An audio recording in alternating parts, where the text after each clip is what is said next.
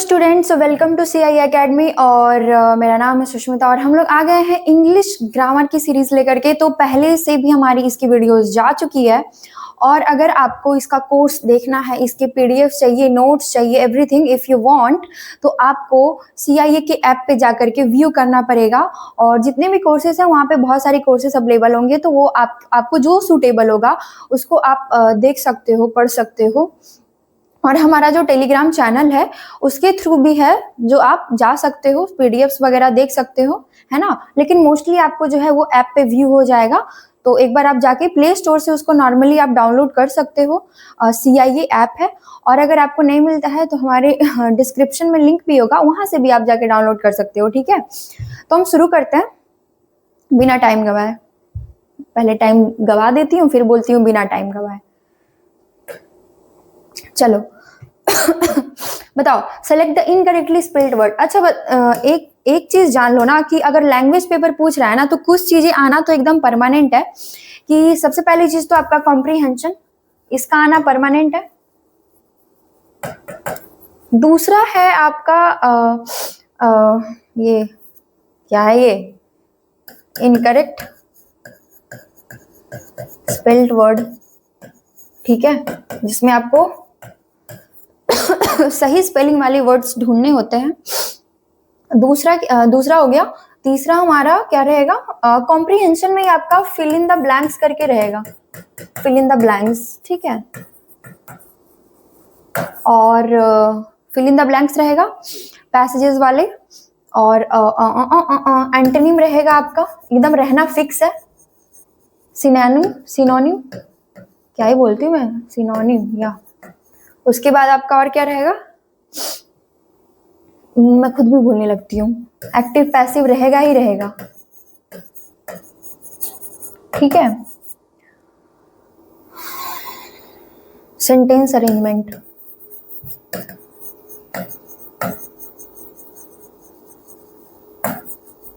अरे एक और पढ़ा था ना हमने। अच्छा हाँ, वो वाला एरर वाला, एरर इम्प्रूवमेंट वाला क्वेश्चंस था ना, इम्प्रूवमेंट वाला। और एक वर्ड सब्स्टिट्यूशन वाला जो था।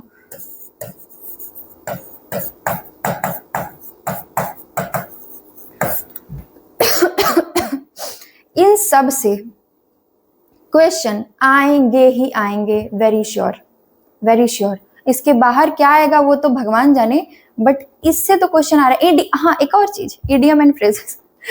याद ही आ रहा है भाई, इडियम फ्रेज।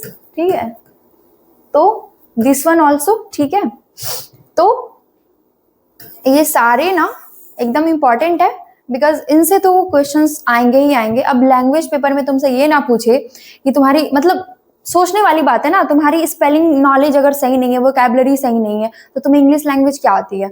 तुम सेंटेंस अरेंज नहीं कर पा रहे हो तो तुम्हें क्या आती है लैंग्वेज। उसके बाद वर्ड सब्स्टिट्यूशन। वर्ड सब्स्टिट्यूशन क्या होता है कि किसी वर्ड को हम रिप्लेस कर रहे हैं, या किसी सेंटेंस को किसी वर्ड से रिप्लेस कर रहे हैं। जैसे कि कोई एक सेंटेंस दे दिया, ठीक है, अब उसको हम एक सिंगल वर्ड में बोल सकते हैं। वो पूरे सेंटेंस का मतलब एक सिंगल वर्ड में भी बोला जा सकता है। तो उसको हम क्या करेंगे, उस सेंटेंस के जगह पे उस वर्ड को सब्स्टिट्यूट कर सकते हैं ना। तो ये भी एक तरीके का क्या होता है, सब्स्टिट्यूशन। सब्स्टिट्यूशन का मतलब ही होता है कि किसी चीज को रिप्लेस करके दूसरा चीज को आ जाना, दूसरे वर्ड का आ जाना। तो ये भी क्वेश्चन बहुत जरूरी बनता है। उसके बाद आपका इम्प्रूवमेंट वाला जो क्वेश्चन होता है कि कोई आपको सेंटेंस दे दिया और वहां पे सेंटेंस के नीचे आपको कुछ एरर की जगह पे आपको, या कोई भी कोई भी ऐसी जगह पे आपको सेंटेंस में ही अंडरलाइन कर देगा, एक वर्ड में या दो वर्ड में अंडरलाइन कर देगा। और फिर आपसे क्या पूछेगा कि यहाँ पे इम्प्रूवमेंट की नीड है या नहीं है। अगर होगी तो ऑप्शंस में दिए रहेंगे, उनमें से आपको कोई एक चूज करके आपको उसमें टिक करना, मतलब बताना होता है अगर इम्प्रूवमेंट की नीड है। और अगर नहीं नीड है तो वहां आपको नो इम्प्रूवमेंट टिक करना होता है। एरर वाले क्वेश्चंस भी वैसे ही होते हैं। एरर वाले में आपको बेसिकली खुद ही एरर जो है फाइंड करना होता है। उसमें आपको अंडरलाइन नहीं किया हुआ होगा सेंटेंस के नीचे, ठीक है, उसमें आपको खुद ही आपको फाइंड करना होगा कि पूरे सेंटेंस में एरर क्या है। तो इस तरीके के क्वेश्चंस आएंगे, क्योंकि इसी से आपका क्या हो रहा है ना कि चेक हो रहा है। क्या चेक हो रहा है कि आपको सेंटेंस फॉर्मेशन आता है कि नहीं, आप सेंटेंस लैंग्वेज जो आपका है वो करेक्ट है कि नहीं, है ना। वो चीजें चेक इन्हीं सब चीजों से हो रही है। तो ये सारी चीजें तो आनी ही है। सो इन सब पे आप जितने भी क्वेश्चंस प्रैक्टिस कर लो, जितनी भी चीजें देख लो, काफी होगी, मतलब सही होगा वो चीज, क्योंकि नेगेटिव मार्किंग इंक्लूडेड है क्वालिफाइंग पेपर में। तो सोच के ही, मतलब अच्छे से ही पढ़ना पड़ेगा। जिसका भी इंग्लिश वीक है, जिसका अच्छा है इंग्लिश, उसको थोड़ा थोड़ा मतलब इडियम एंड फ्रेजेस रिवाइज कर लेना है, थोड़ी प्रैक्टिस कर लेनी है सारे क्वेश्चंस की, और कुछ कॉम्प्रिहेंशंस डील कर लेना है।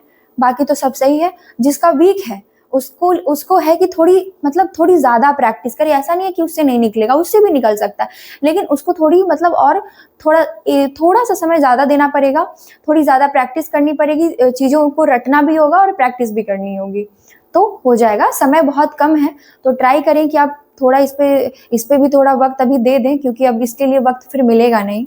ठीक है, तो हम क्वेश्चन पे आते हैं। बहुत हो गई बातें। यहाँ पे आपको इनकरेक्ट स्पेल्ड वर्ड बोलना है, मतलब इन सब में से आपको कौन सा ऐसा लग रहा है जो कि गलत लिखा हुआ है, यानी कि इनकरेक्ट लिखा हुआ है। पहला हमारा क्या है? डिक्लेंशन। दूसरा क्या है? लैबिरिंथ। तीसरा क्या है? क्विटेंसेस। और चौथा क्या है? पेंडोमोनियन। तो इसका मतलब क्या होता है? डिक्लेंशन मतलब पतन, और लेबिरिंथ मतलब क्या होता है?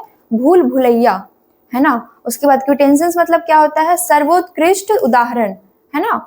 अब पेंडोमोनियन मतलब क्या होता है? घोर कोलाहल मतलब वही हल्ला गुदल्ला गोल।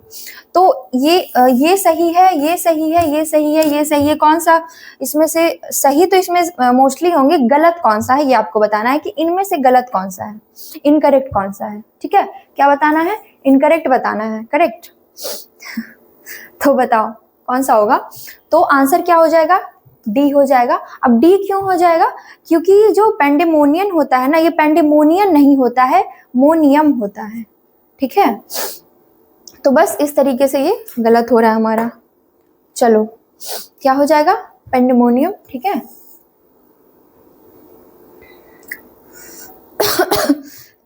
एक मिनट। तो इस तरीके से काफी खांसी हो रही है, अब ठंड बढ़ गई है, क्या कर सकती हूँ, ठीक ही नहीं हो रहा बहुत समय से। कोविड हो गया लग रहा है मुझे, मेरी वजह से कोविड फैल जाएगा अभी पूरी ही जगह पे, देख लो। तो क्या हो जाएगा? पेंडेमोनियम। ठीक है, चलो ये इसमें भी बताओ, ये भी सेम ही है। इसमें भी आपको इनकरेक्ट बताना है, इनकरेक्ट स्पेल्ड वर्ड बताना है, इनकरेक्ट स्पेल्ड वर्ड बताना है। पहला क्या है हमारा? इरिप्रेसिबल। उसके बाद क्या है? इरिफ्यूटेबल। उसके बाद क्या है? इरिवोकेबल। फिर इरिसिस्टिबल, यानी कि जिस इरिप्रेसिबल मतलब क्या होता है? जिसे दबाया ना जा सके। किसी चीज को हम प्रेस करते हैं तो प्रेसिबल हो गया, जिसको हम प्रेस नहीं कर पा रहे हैं वो इरिप्रेसिबल हो गया ना। उसके बाद इरिफ्यूटेबल हो गया, इरिवोकेबल। इसका मतलब भी आपका इरिफ्यूटेबल का मतलब क्या है? अकाट्य। इरिवोकेबल का मतलब क्या है? अटल। और इरिसिस्टिबल का मतलब क्या है? अदम्य। तो सारी मतलब भी आपको यहाँ पे लिखे हुए हैं। किसी तरीके की कोई वैसा चीज नहीं है कि आपको परेशानी होगी, नहीं समझ आएगी बातें। हिंदी मीडियम वालों का भी हम लोग देख के चल रहे हैं, क्योंकि उनको थोड़ी दिक्कतें होती हैं। पूरा इंग्लिश होता है, तो इंग्लिश में भी पूरा इंग्लिश नहीं होना चाहिए, है ना।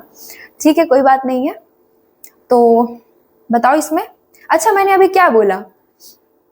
प्रेसिबल का उल्टा इरिप्रेसिबल, करेक्ट। तो प्रेस जो हम लिखते हैं ना, प्रेस, तो उसको हम कैसे लिखते हैं? प्रेस को कैसे लिखते हैं? ऐसे लिखते हैं, प्रेस। ठीक है, अब ये प्रेसिबल भी होगा, तो प्रेस में हम IBLE लगा दिए, तो ये प्रेसिबल हो गया। अब मुझे इसको इरिप्रेसिबल करना है, तो हम P के पीछे में IRRE लगा दिए, है ना। तो ये क्या बन गया? इरिप्रेसिबल बन गया। अब मुझे ये बताओ कि इसमें और इसमें क्या चेंजेस है, ये दोनों में क्या अलग है? तो ये दोनों में क्या अलग है? तो एस का है, एस का डिफरेंस है। यहाँ पे सिंगल एस है, वहां पे डबल एस है, तो इसीलिए ये हमारा क्या हो जाएगा? आंसर हो जाएगा। क्योंकि ये वाला जो ऑप्शन है ये हमारा गलत लिखा हुआ है, ये वर्ड इनकरेक्टली स्पेल्ड वर्ड है ना। देख सकते हैं आप, क्या हो जाएगा? इरिप्रेसिबल। ठीक है, चलो फिर से हमारा वही है, इनकरेक्टली स्पेल्ड वर्ड। पहला क्या है हमारा ऑप्शन में? एक्वेंटेंस। इसका मतलब क्या होता है? परिचय। उसके बाद क्या है? असेंडेंस का मतलब होता है प्रभुत्व। उसके बाद क्या है? क्लेयरवोयंस, यानी कि भविष्य दर्शन। उसके बाद क्या है, काउंटेनेंस यानी कि चेहरा। तो आप मुझे ये बताइए कि इनमें से इनकरेक्ट स्पेल्ड वर्ड कौन सा है, इनमें से इनकरेक्ट स्पेल्ड वर्ड कौन सा है। तो हम लोग जब भी क्लियर बोलते हैं तो क्लियर, क्लियर तो पढ़ा ही होगा, या क्ले कुछ भी ऐसे करके, तो हम क्लियर को इस तरीके से लिखते हैं ना, इस तरीके से लिखते हैं, क्लियर ये हो गया, फिर वोएंस, क्लियर वोएंस, क्योंकि क्लियर वो अगर उसको हम पढ़ेंगे तो वो क्लियर नहीं कहलाएगा, करेक्ट। तो क्लियर में हमें आई लगाना होता है। तो यहाँ पे इन दोनों में क्या डिफरेंस है, आई और ई का, यहाँ पे ई है और यहाँ पे क्या है, आई है। तो इसमें से इनकरेक्ट कौन सा हो जाएगा, तो ये हो जाएगा, and this is our answer. ठीक है, तो ऐसी मतलब थोड़ी चीजों की आपको याद रखनी पड़ेगी, ध्यान भी देनी पड़ेगी कि मतलब अगर आप वर्ड को तोड़ के भी, डिवाइड करके भी, अगर कोई ऐसे वर्ड होते हैं, अब सारे वर्ड तो हमें नहीं पता होंगे ना, जाहिर सी बात है, इतने भी हम हैं नहीं कि पूरा पढ़ के बैठे हुए, तो नहीं पता होते हैं, कुछ वर्ड्स ऐसे होते हैं, तो हम उन्हें ना वर्ड को डिवाइड करके भी ना थोड़ा समझ सकते हैं कि ये अगर डिवाइड करते हैं तो इसका मतलब क्या है, इसका मतलब क्या है, तो ये कहीं पढ़ा है क्या, तो उस तरीके से भी आप बना सकते हो, जैसे हमने इधर किया था ये वाले क्वेश्चन में, ये वाले क्वेश्चन में हमने इरिप्रेसिबल से समझा कि प्रेस, प्रेस वाला जो ये वाला जो चीज है, प्रेस हम हमेशा ऐसे लिखते हैं, PRESS ऐसे लिखते हैं, PRES सिर्फ प्रेस नहीं होता है। तो हम इसको जब इरिप्रेसिबल पढ़ रहे हैं तो हम एक और एस वहां पे नहीं है, वो चीज हमको याद आने लगेगा, है ना। तो हम वर्ड को डिवाइड किए, ईरी को हटा दिए, प्रेस को हटाए, तो हमें समझ में आया ना कि यहाँ प्रेस ऐसे लिखा जा सकता है, वहां पे एस एक और आना चाहिए। तो उसी तरीके से कोई ऐसे वर्ड हो जो आपको नहीं समझ में आ रहा हो, डिफिकल्ट हो, नहीं पढ़ा हो कभी, तो डिवाइड करके भी आप कर सकते हो, एक ये ऑप्शन है आपके पास।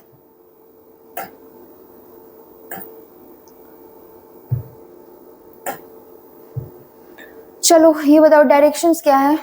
In the following question, the sentence given with the blank to be filled in with an appropriate word. Select the correct alternative out of the four and indicate it by selecting the appropriate option.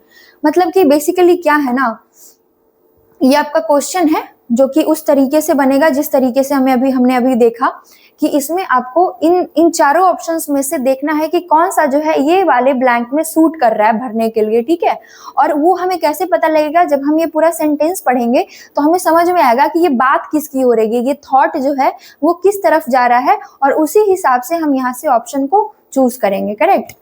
तो क्या है sentence, क्या है sentence पढ़ते हैं। Sentence क्या है, lateral thinking method, lateral thinking method is, उसके बाद ब्लैंक है, with creation of new ideas, that is a procedure and readiness to look at things in a diverse approach।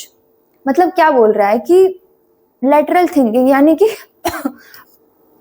पार्श्व सोच विधि, मेथड्स विधि, नए विचारों के निर्माण यानी कि with creation of new ideas, उसी को हम बोल रहे हैं नए विचारों के निर्माण के साथ जुड़ा हुआ है, दैट इज जो चीजों को विविध दृष्टिकोण से देखने की एक प्रक्रिया और तत्परता है, यानी कि दैट वो क्या है, एक प्रोसीजर है, and readiness to look at things in a diverse approach, मतलब कि एक विविध दृष्टिकोण से, या उसी को हम बोल रहे हैं डाइवर्स अप्रोच, उसी का हिंदी हुआ, ठीक है। तो इसमें क्या हो जाएगा, इसमें क्या हम पुट कर सकते हैं इन ऑप्शंस में से। तो पहला ऑप्शन आपका क्या है, रेग्रेसिव यानी कि प्रतिगामी, दूसरा क्या है, अग्रेसिव यानी कि आक्रामक, है ना। उसके बाद क्या है, सी क्या है नियो कंजर्वेटिव यानी कि नव रूढ़िवादी, और चौथा क्या है, अप्रेहेंसिव यानी कि भयभीत। तो यहाँ पे सोच की बात हो रही है, लेटरल थिंकिंग की बात हो रही है, तो थोड़ा आप दिमाग लगाइए कि लेटरल थिंकिंग जो है लेटरल थिंकिंग की जो बात हो रही है, मेथड जो है वो कैसे, मतलब कि किस तरीके से, किसके साथ जो है वो क्रिएशन नए आइडियाज का और प्रोसीजर का जो है वो देख सकते हैं हम डाइवर्स अप्रोच के साथ।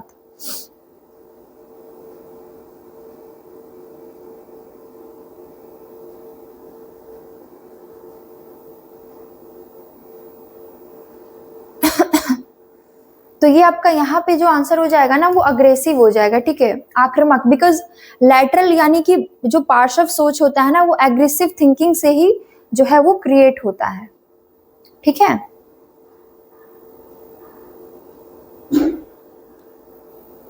देखो एग्रेसिव मतलब आप वो मत समझ जाना कि एग्रेशन एंड ऑल, अग्रेसिव का यहाँ थॉट इस तरीके से रखा गया है कि इस संदर्भ में अग्रेसिव का अर्थ नए विचारों को बनाने के लिए एक सक्रिय और ऊर्जावान दृष्टिकोण है ना।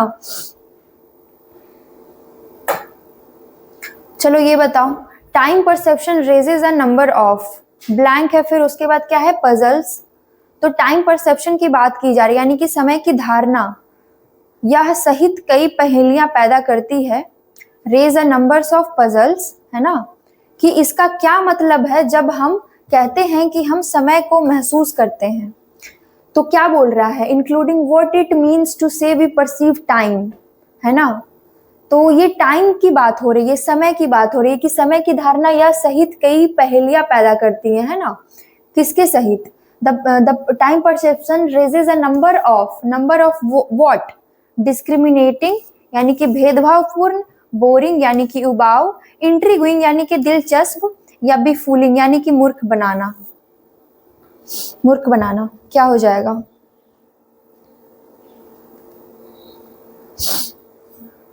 थोड़ा सोचना, ठीक है।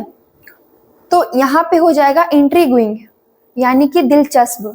दिलचस्प क्यों होगा, क्योंकि समय की धारणा यानी कि time perception raises a number of intriguing puzzles, यानी कि इंटरेस्टिंग दिलचस्प पजल्स, पहेलियां, including what it means to say we perceive time, मतलब इसका क्या मतलब है जब हम कहते हैं कि हम समय को महसूस, हम टाइम को फील कब कर पाते हैं, जब हम उसमें क्या, टाइम को हम कब फील कर पाते हैं, टाइम को हम कब इंजॉय कर पाते हैं, जब वो दिलचस्प होता है ना। तो इसीलिए यहाँ पे इंट्रिग्विंग वाला जो वर्ड है वो हम ज्यादा यहाँ पे सुटेबल देख रहे हैं इस सेंटेंस के साथ। देखो इंट्रिग्विंग का मतलब क्या होता है, इंटरेस्टिंग एंड मिस्टेरियस, है ना, याद रखना है, यानी कि दिलचस्प और रहस्यमय। चलो ये पढ़ो, ये वाला सेंटेंस पढ़ो, the theoretical framework is finished by, यानी कि क्या बोल रहा है यहाँ पे, ऐसी नीतियों की सफलता में the theoretical framework is finished by identifying indicators to be used in the, उसके बाद क्या है आपका ब्लैंक है, of the success of such क्या है, पॉलिसीज, यानी कि ऐसी नीतियों की सफलता के, फिर क्या है ब्लैंक में उपयोग किए जाने वाले संकेतकों की पहचान करके क्या है, सैद्धांतिक ढांचा समाप्त हो जाता है। तो यहाँ पे बोल रहा है बेसिकली थ्योरेटिकल फ्रेमवर्क के बारे में बात की जा रही है, यानी कि नीतियों के बारे में बात की जा रही है। तो क्या हो जाएगा, इवेल्युएशन यानी कि मूल्यांकन, फॉर्मेशन यानी कि गठन, कॉम्प्लेशन यानी कि पूरा होना, या रोटेशन यानी कि घुमाव।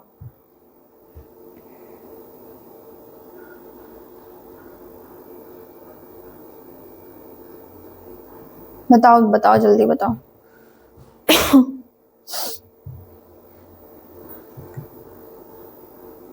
तो इसका आंसर बेसिकली होना चाहिए evaluation, because the theoretical framework is finished by identifying indicators to be used in the evaluation of the success of such policies। तो जब हम पॉलिसीज का इवेल्युएशन करते हैं ना तो हमें समझ में आता है, ठीक है, वो एक थियोरेटिकल फ्रेमवर्क होता है बेसिकली, ठीक है। Indicators are used to evaluate, यानी कि इवेल्युएट का मतलब बेसिकली होता क्या है, इवेल्युएट का मतलब क्या होता है, सिर्फ थोड़ा अच्छे से समझो, इसकी वर्ड मीनिंग को पकड़ो, सिर्फ हिंदी जान लेने से आप अर्थ पूरा नहीं समझ पाते हो, इसीलिए ना वर्ड की मीनिंग देखनी होती है, जो वर्ड मीनिंग होती है ना वो देखनी होती है, तब जाके आप ना ऐसे सेंटेंस वगैरह पुट, क्या मतलब कौन सा वर्ड पुट होना चाहिए वो आपको समझ में आएगा सेंटेंस में। तो इवेल्युएट में क्या होगा कि एसेस द वैल्यू ऑफ, है ना, क्या वैल्यू है, इवेल्युएट यानी कि जो उसकी वैल्यू है उसको हम एसेस कर रहे हैं, correct. The success of policies not their completion और फॉर्मेशन, तो यहाँ पे हम कम्प्लेशन या फॉर्मेशन की बात नहीं कर रहे थे, हम उसके थ्योरेटिकल फ्रेमवर्क की बात कर रहे थे, हम उसके पॉलिसीज के वैल्यू की बात कर रहे थे, इसीलिए यहाँ पे इवेल्युएशन होगा, क्योंकि वो वैल्यू को क्या कर रहा है, एसेस कर रहा है, इवेल्युएशन का मतलब भी वही होता है। चलो, many national surveys blank that malnutrition, है ना, malnutrition is common in developed countries. ये बोल रहा है कि कई राष्ट्रीय सर्वेक्षण में ब्लैंक है, फिर क्या करते हैं कि कुपोषण विकसित देशों में आम है। यानी इसमें क्या हो जाएगा, व्हील यानी कि फुंसी, शील यानी कि शेल, रिवील यानी प्रकट करना, विनियल यानी कि संभवतः एक गैर शब्द।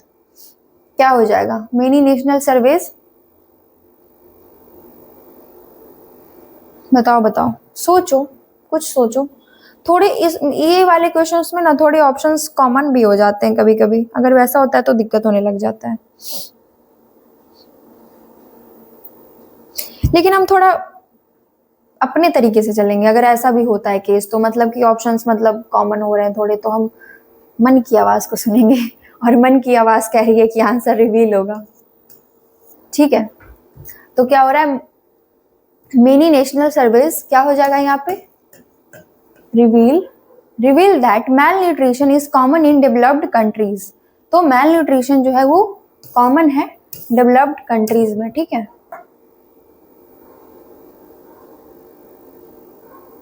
तो क्या हो जाएगा, surveys reveal show or make known findings or facts. The other options are either nouns or physical marks or non words in this context. Okay, तो सर रिवील का मतलब तो पता ही है कि किसी भी चीज को रिवील मतलब शो कर देना, हर किसी को जानवा देना, मतलब हर किसी को अब पता है तो वो रिवील हो गया। चलो ये बताओ, काफी लंबा है क्या हो जाएगा, operant conditioning can be described as a learning blank है, फिर that is used to modify और change a person's behaviour through experiences and consequences. क्या होगा इसका मतलब, क्या बोलना चाह रहा है कि ऑपरेंट कंडीशन को एक सीखने की फिर ब्लैंक है के रूप में वर्णित किया जा सकता है, जिसका उपयोग अनुभवों और परिणामों के माध्यम से किसी व्यक्ति के व्यवहार को संशोधित या बदलने के लिए किया जाता है। बाबा ऑप्शन ही नहीं दिख रहे हैं। हिंदी भी खतरनाक है, इंग्लिश का तो बात छोड़ो, हिंदी भी, तो हिंदी में को ज्यादा खतरनाक लगता है। क्या बोल रहा है ये, समझ में नहीं आया क्या, दोबारा करते हैं। Operant conditioning can be described as a learning. क्या बोलना चाह रहे हैं कि ऑपरेंट कंडीशनिंग जो होती है एक सीखने की क्या है, वो क्या है वो हम देखेंगे। That is used to modify और चेंज अ पर्सन्स बिहेवियर, जो एक किसी इंसान का बिहेवियर उसके मूड को चेंज करता है, करेक्ट। तो वो क्या है, मतलब एक ये मॉडिफाई कर रहा है, तो ये एक मेथड होगा ना, मेथड होगा, विधि है, क्या है, मेथड। मेथड कैसे हुआ देख लो, ऑपरेंट कंडीशनिंग कैन बी क्या है, described as a learning method, है ना, learning method that is used to modify और change a person's behaviour through experiences and consequences. सीधी सी बात है, ये एक मेथड है।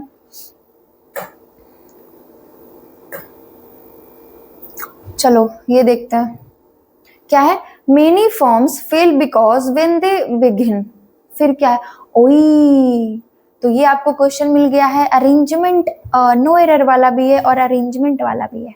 बताओ जल्दी बताओ, पढ़ूं क्या, मैं ही पढ़ूं, पहले तुम लोग पढ़ो।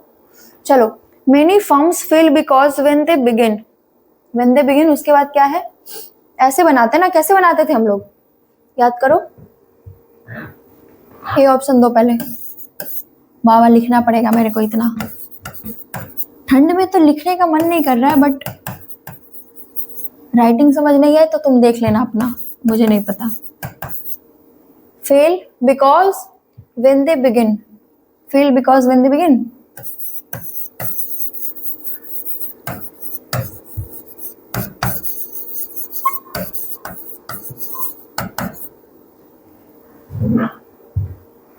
Many firms fail because when they begin, A हो गया हमारा, बी क्या है, बी क्या है, exporting, they have not research the, exporting exporting है ना, दे हैव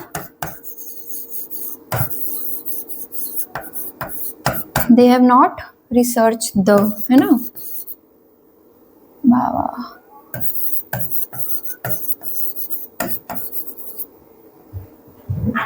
उसके बाद सी में क्या है, सी में क्या है, सी में क्या है, टारगेट मार्केट्स और have not planned enough.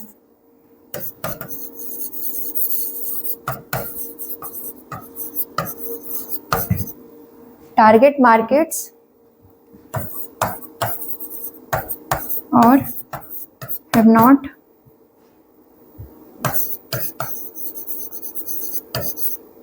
Planned what, enough.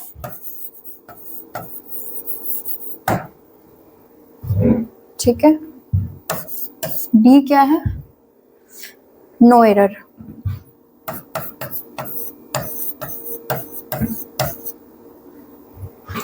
अब आपको दिक्कत नहीं होनी चाहिए, क्यों नहीं होनी चाहिए, अब मैंने क्लियर कर दिया है ए में क्या है, बी में क्या है, सी में क्या है, डी में क्या है। पढ़ो इसको और देखो कि ये इन ऑप्शंस में से ए बी सी में से कहीं आपको गलती लग रहा है, कोई सेंटेंस ऐसा लग रहा है कि नहीं कुछ और होना चाहिए, कोई एरर समझ में आ रहा है, पढ़ो तो उसको।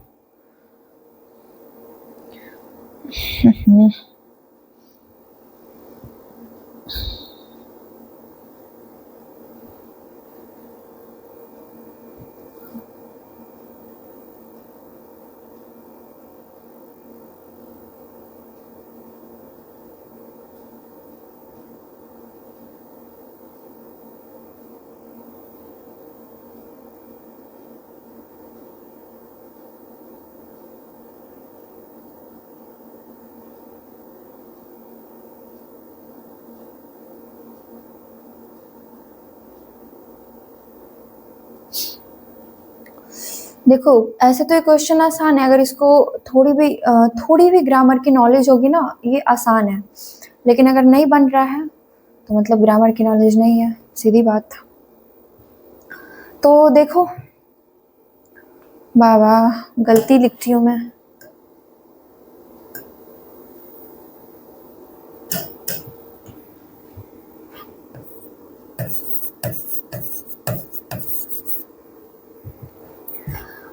पहला में क्या है, many forms fail because when they begin, तो ये तो ठीक है, क्या बोलना चाह रहा है, कई फर्म विफल हो जाती हैं क्योंकि जब वे निर्यात करना शुरू करती हैं, मतलब बिगिन करना शुरू करती हैं। बी ऑप्शन में क्या है, exporting they have not research the, exporting तो हमारा वो उधर चला गया, ठीक है, ये देख लो दे हैव नॉट, यहाँ पे कॉमा है, ओके इट्स कॉमा,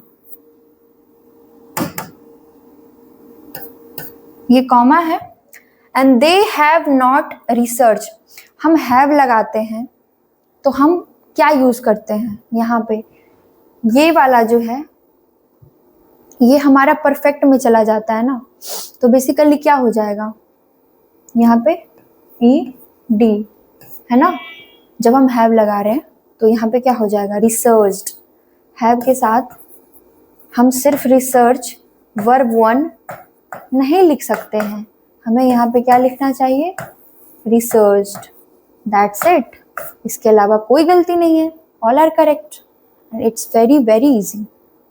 तो ये हमारा हो जाएगा B, B will be the answer, ठीक है, दैट इज, समझ में आया, बातें समझ में आई, ऐसे ही क्वेश्चन होंगे, इन्हीं क्वेश्चंस में गलती कर दी अगर, नंबर गया।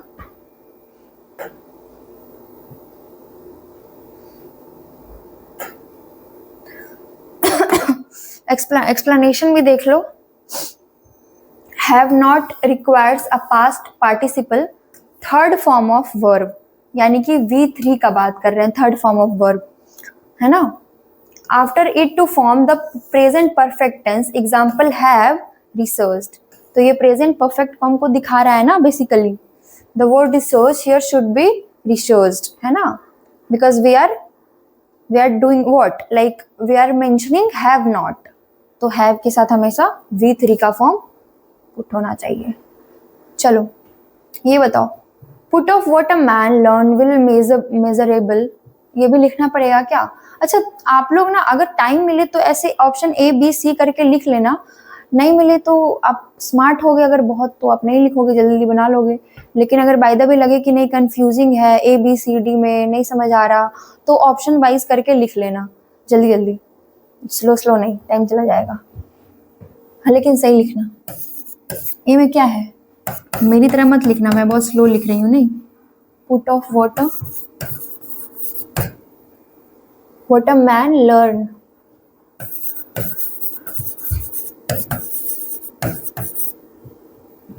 will measurable, what a man learns will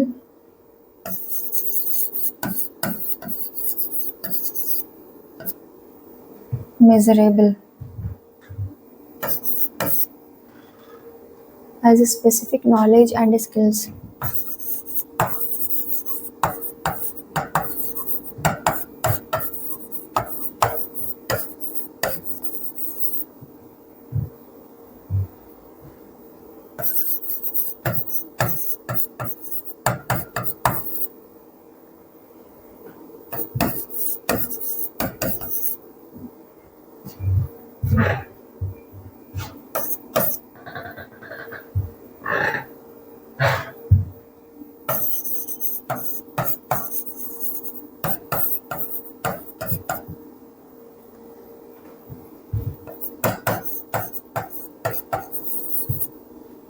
Another part involves changes.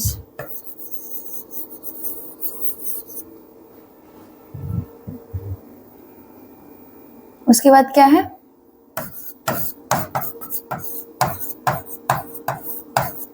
ठीक है,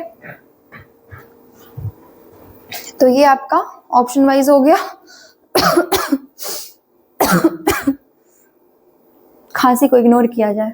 चलो, पहला क्या है, put of what a man learns will measurable, यानी कि मनुष्य जो सीखता है उसमें से अधिकांश विशिष्ट ज्ञान और कौशल के रूप में मापने योग्य होंगे, है ना, मापने योग्य होंगे क्या। उसके बाद क्या है, as a specific knowledge and skills, as a मतलब कि क्या बोलना चाह रहा है, जबकि दूसरा हिस्सा परिवर्तनों को शामिल करता है। तो क्या बोलना चाह रहा है कि put of what a man learn will measurable, और क्या बोल रहा है, as a specific knowledge and skills while another part involves changes, है ना, मतलब कि जो दूसरा हिस्सा है वो परिवर्तन को भी शामिल करता है, चेंजेस को भी शामिल करता है। मनुष्य जो सीखता है उसमें से अधिकांश विशिष्ट ज्ञान और कौशल के रूप में मापने योग्य होंगे, है ना, मतलब जो भी वो नॉलेज, जो भी स्किल्स उसके पास होते हैं वो मेजरेबल होंगे, है ना, मेजरेबल होंगे। यहाँ पे विल का यूज किया गया है, ये आप ध्यान रखो, यहाँ पे विल का यूज किया गया है। तो ग्रामेटिकल चीजों को ध्यान रखना, और उससे रिलेटेड जो आपका वर्ब बन रहा है ना, वो वाला ध्यान रखना।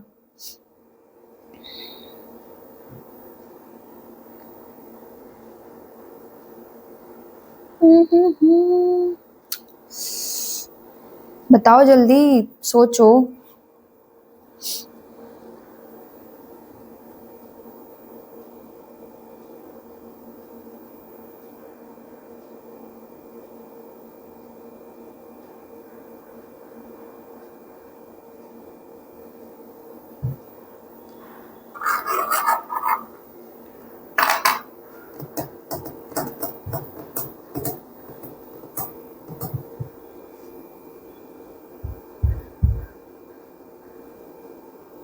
अच्छा, एक्सिलरी वर्ब का नाम सुना है? सुना ही होगा, नहीं सुना है तो सुन लो। तो यहाँ पे क्या हो रहा है कि put of what a man learns will measurable, तो यहाँ पे कुछ मिसिंग है ना, जैसे यहाँ पे मिसिंग क्या है, बी। जब हम विल बी लगा रहे हैं तो वो एक मीनिंग दे पा रहा है, क्योंकि वो मापने योग्य होंगे, तो वो हम मतलब जो भविष्य की बात कर रहे हैं, तो वो हम एक स्किल्स की बात कर रहे हैं, एक नॉलेज की बात कर रहे हैं। उसके जो कोई इंसान अगर वो चीज सीख रहा है, कोई भी मनुष्य वो चीज सीखता है, तो वो हम क्या बोल रहे हैं, एक फ्यूचर में बात हो रही है जो होएगी, है ना। तो यहाँ पे एक्सिलरी वर्ब का भी इन्वॉल्वमेंट होगा, करेक्ट। तो इसलिए हम यहाँ पे बी लगा देंगे, तो हमारा ऑप्शन ए क्या हो जाएगा, ऑप्शन ए हो जाएगा इसका आंसर, क्योंकि जो एरर है वो यहाँ पे है, यहाँ पे है। देखो, the construction will be measurable requires the axillary verb B before the adjective measurable. Measurable क्या है? एक एडजेक्टिव है, एडजेक्टिव है, क्योंकि मेजर करना या किसी चीज को मापना वो एक क्वालिटी को भी शो कर रहा है, तो इसीलिए एक एडजेक्टिव हो जाता है। और एक किसी एडजेक्टिव के पहले हमें विल के साथ बी लगाना चाहिए, है ना। And will measurable is grammatically incorrect, वो गलत हो जाता है ग्रामर के तरीके से। एंड विल बी मेजरेबल वो हमारा करेक्ट हो जाता है। चलो ये देखो, ही explained that the pillars of tribalism. लिखूं क्या? नहीं लिखने का मन है, नहीं लिखूंगी। चलो 2 बार लिखा ना मैंने, खुद लिखना तुम लोग। He explained that the pillars of the tribalism, tribalism मतलब क्या होता है? आदिवासीवाद, आदिवासियों के बारे में बात हो रही है। He explained that the pillars of tribalism that humans lean on for security would always, मतलब उन्होंने समझाया कि, किसी ने एक्सप्लेन किया, समझाया, आदिवासियों के स्तंभ, स्तंभ यानी कि पिलर्स, है ना, जिन पर, मतलब कि दैट ह्यूमंस, जिन पर यानी कि दैट ह्यूमंस लीन, लीन का मतलब हुआ पर, मतलब जिन पर मनुष्य सुरक्षा के लिए निर्भर है, मतलब लीन है, निर्भर है, रहते हैं सुरक्षा के लिए, यानी कि सिक्योरिटी के लिए। वे हमेशा किसी भी महत्वपूर्ण संस्कृति या सामाजिक परिवर्तन का मुकाबला करेंगे। Always counter any significant culture और सोशल चेंज। तो इसमें आपको लग रहा है कि कुछ गलत है या समथिंग, या गलत नहीं है? कुछ लग रहा है? मतलब मुझे तो सही लग रहा है ना। बेसिकली क्या है? ही explained that the pillars of tribalism that humans lean on for security would always counter any significant culture और सोशल चेंज। तो यहाँ पे जो यहाँ पे क्या मतलब, वुड का भी यूज मुझे सही लग रहा है, एक्सप्लेन्ड भी मुझे सही लग रहा है, बाकी तो हम, और यहाँ पे कुछ ऐसा ग्रामेटिकली दिख नहीं रहा है मुझे। अगर आपको गलत लग रहा है तो आप देखो एक बार, बताना मुझे कमेंट में कि नहीं गलत है या कुछ।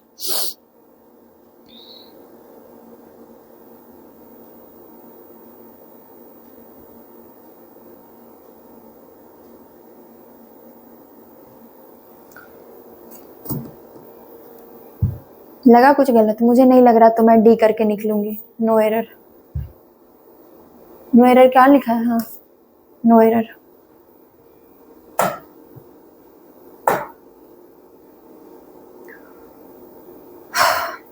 इसमें भी वही एरर वाला क्वेश्चन ही है। ये लिखती हूं मैं, ठीक है। क्या है? एम्पल, एम्पल सम मंकी, मंकी, मंकीज दिखते हैं क्या आजकल? मुझे नहीं दिखते अब। मंकीज आर लेजी, कैसे? इतने तो छलांग लगा रहे हैं वो। Like those who spend all day in the trees. O,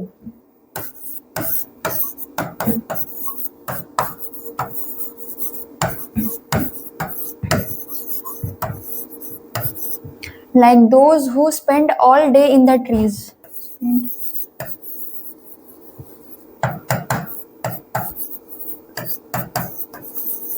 In the trees, ठीक है।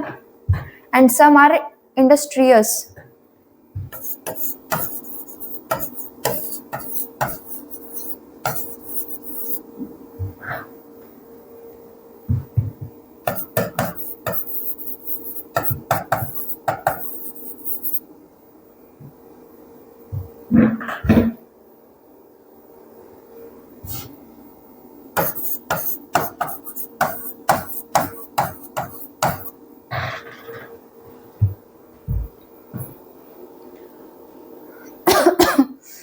पर्याप्त कुछ बंदर आलसी होते हैं, जैसे कि वे जो अपना पूरा दिन पेड़ों में बिताते हैं, और कुछ मेहनती होते हैं,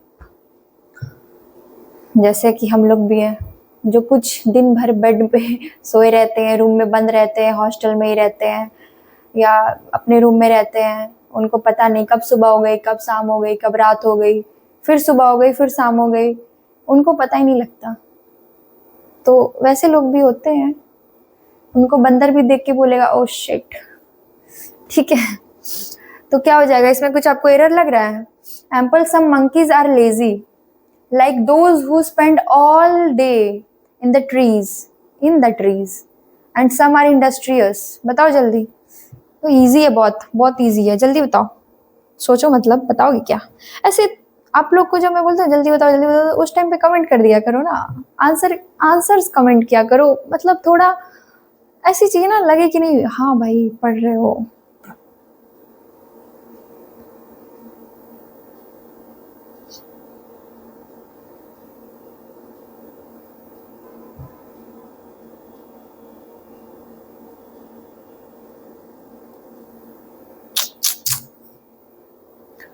चलो, नहीं पता, बताऊं? खांसी भी जरूरी है। एम्पल पहला वर्ड हमारा। दूसरा मुझे ना ये इन भी लग रहा है, ऑन द ट्रीज होना चाहिए, but it can be work, can not be, मतलब मे नॉट वाला बात है यहाँ पे, but ample is the appropriate answer because ample जो होता है ना वो किसी भी चीज को इनफ मतलब करने के लिए, इनफ चीजों के लिए ऐसे मेंशन किया जाता है। ठीक है, तो ए जो होगा ना वो हमारा करेक्ट हो जाएगा, यहाँ पे आंसर हो जाएगा, मतलब करेक्ट नहीं आंसर हो जाएगा, क्योंकि जो एरर है वो ये है, और मुझे ये भी लग रहा था, बट दोनों में ज्यादा मुझे वो लग रहा है। तो एम्पल का मतलब क्या होता है? इनफ और मोर देन इनफ, है ना, जो कि एक एडजेक्टिव वर्ड है, और एडजेक्टिव वर्ड जो है वहां पे सूट नहीं कर रहा है बेसिकली, है ना। तो क्या हो जाएगा? Ample some is not a standard English construction. Ample का अर्थात होता है पर्याप्त और आवश्यकता से अधिक। इसका ये किसका मतलब होता है? एम्पल का, है ना, एक विशेषण है, और यहाँ एक परिमाणवाचक के रूप में सही ढंग से कार्य नहीं करता है। यहाँ पे मेनी या सम एक बेहतर परिमाणवाचक होगा। ठीक है, एम्पल लिखने का जरूरत ही नहीं था। ये बताओ, the postman travelled by the cycle often wording through, वो आपको ऑप्शन ए में दिया हुआ है। स्वैम्प्स और पास्ड थ्रू जंगल्स वो बी में दिया हुआ है। In order to reach the villages वो ऑप्शन सी में दिया हुआ है, और नो एरर डी में दिया हुआ है हमेशा की तरह। तो क्या बोल रहे हैं? डाकिया साइकिल से यात्रा करता था। The postman travelled by the cycle, ये वाला हुआ। उसके बाद अक्सर दलदलों से गुजरता था या गांव तक पहुंचने के लिए जंगलों से गुजरता था। तो ये आपका ये हो गया ऑफन वार्डिंग थ्रू मतलब गुजरना, स्वैम्प्स यानी दलदल, और पास थ्रू जंगल्स यानी कि जंगलों से। ठीक है, पहुंचने के लिए जंगलों से गुजरता था। तो ये इसको आपको देखना है कि इसमें क्या एरर है। ठीक है, बताओ जल्दी, खुद को, मुझे क्या बताओगे?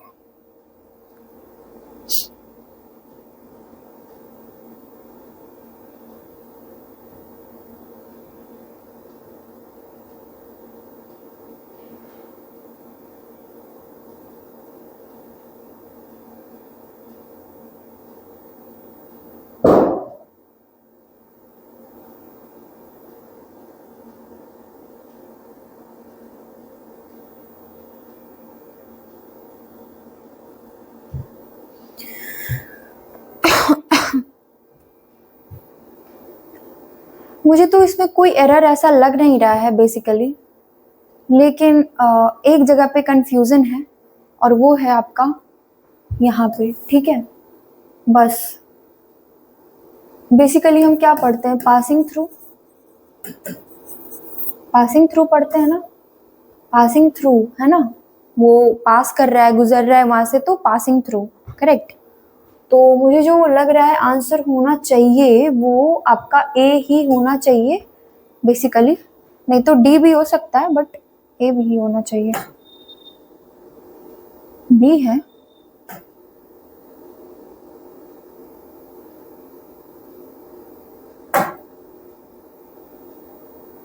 नहीं, यहाँ पे ए होगा, ठीक है, आंसर ए ही होगा। यहाँ बी लिख दिया है।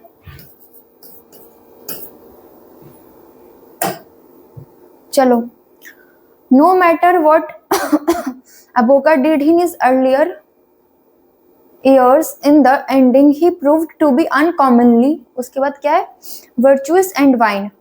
क्या बोल रहा है, कोई फर्क नहीं पड़ता कि अबोका ने अपने शुरुआती वर्षों में क्या किया, अंत में वह असामान्य रूप से गुणी और ज्ञानी साबित हुआ, है ना। No matter what Ashoka did in his earlier years, मतलब कि अपने बीतों दिनों सालों में, है ना, कोई फर्क नहीं पड़ता कि शुरुआती वर्षों में क्या किया, अंत में वह in the ending he prove to be uncommonly यानी असामान्य रूप से गुणी और ज्ञानी यानी कि वर्चुअस एंड वाइन साबित हुआ, है ना। तो बताओ इनमें से एरर कौन सा है। अब ये वाला जो इधर का जो लाइन है ये आपका ऑप्शन ए हो जाता है, यहाँ ईयर्स से लेकर के अनकॉमनली तक आपका ऑप्शन बी हो जाता है, उसके बाद वर्चुअस से लेके वाइन ऑप्शन सी हो जाता है, और नो एरर हमेशा की तरह डी ऑप्शन में होता है। ऑप्शन में कंफ्यूजन मत होना, इसलिए बार बार ऑप्शन को बोलती हूँ मैं, क्योंकि ऑप्शन जो है ना, सही आंसर पता होने के बावजूद भी अरेंजमेंट वाले क्वेश्चंस में और एरर वाले क्वेश्चंस में जिसमें ऐसे दिया होता है, स्लैश कर करके दिया होता है, उसमें ऑप्शन की कंफ्यूजन हो जाती है। इसलिए लिख के जब बनाते हैं ना कि ए में ये है, बी में ये है, तो क्लियर रहता है माइंड में। और अगर आपको ऐसे भी क्लियर है तो ठीक है, लिखने की क्या जरूरत है। तो क्या हो जाएगा,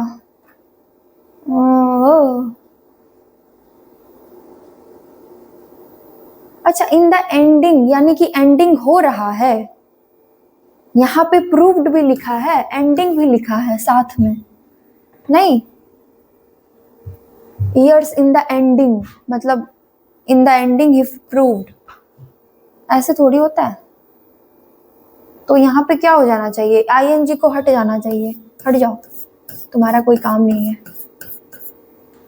ये सही है। अब years in the end, at the end he proved, या at the end, in the end, ऐसे करके हम बोल सकते हैं, करेक्ट।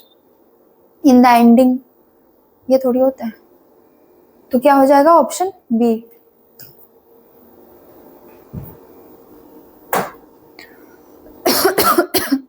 देख लो, चलो ये बताओ, ये हमारा आई थिंक लास्ट क्वेश्चन है आज का, आखिरी सवाल है ये, करो ये, इसको जल्दी करो, भूख लग गई है। Modern medicine has scored significant victories, ये ऑप्शन ए में है, against both infection and trauma, वो ऑप्शन बी में है, the major causes of ill health and death, option C है, और नो एरर जो है आपका ऑप्शन डी है।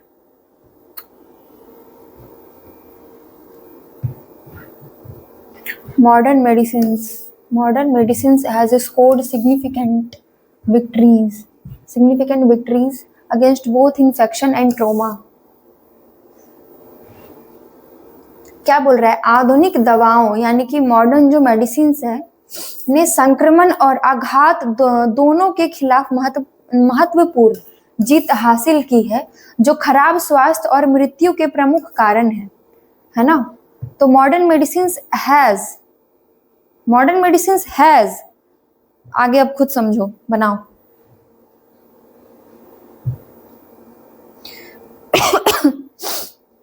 इतना हिंट दे दिया मैंने, फिर भी नहीं समझ आया होगा, मुझे पता है। जिसको आ गया होगा उसके लिए तो अच्छी बात है, मतलब सबको नहीं बोला मैंने, ठीक है। तो पहला ही तो है, ए ऑप्शन में क्या है, देखो, जब ये सिंगुलर होता है ना, जब ये सिंगुलर होता है तभी हम हैज का इस्तेमाल करते हैं। जब जो हमारा उसके साथ वाला जो वर्ड है, अब ऑब्जेक्ट सब्जेक्ट नहीं बोलूंगी, साथ वाला बोलूंगी, ठीक है, साथ वाला जो वर्ड है वो सिंगुलर है, ठीक है, तो हम हैज का इस्तेमाल करेंगे। बट अगर प्लूरल है अगर जो प्लूरल है तो हम हैव का इस्तेमाल करेंगे, ठीक है, हैव का इस्तेमाल करेंगे। तो यहाँ पे मेडिसिन्स बोल रहा है ना, मेडिसिन्स, तो यहाँ पे हैज नहीं होकर के हैव हो जाएगा, बस बाकी सब सही है। तो आपका यहाँ पे आंसर क्या हो जाएगा, ए, क्योंकि हमारा ए वाला ऑप्शन है उसी में हमने त्रुटि ढूंढ ली है, यानी एरर ढूंढ लिया है, करेक्ट। तो बस इसी तरीके से एरर वाला सवाल भी बन जाया करेगा, कोई वैसा लोड नहीं है बहुत माइंड पे, आराम से चिल होके बनाना है और प्रैक्टिस करते रहो, क्वेश्चंस की प्रैक्टिस करते रहो। जितनी प्रैक्टिस करोगे ना वो मतलब दिमाग में रहेगा कि नहीं ऐसे ऐसे ऐसे ऐसे बनाना था, बन जाएगा, सब बन जाएगा, कोई दिक्कत नहीं होगी, ठीक है। तो आज हमारा क्लास यहीं पे एंड होता है इंग्लिश का, ठीक है।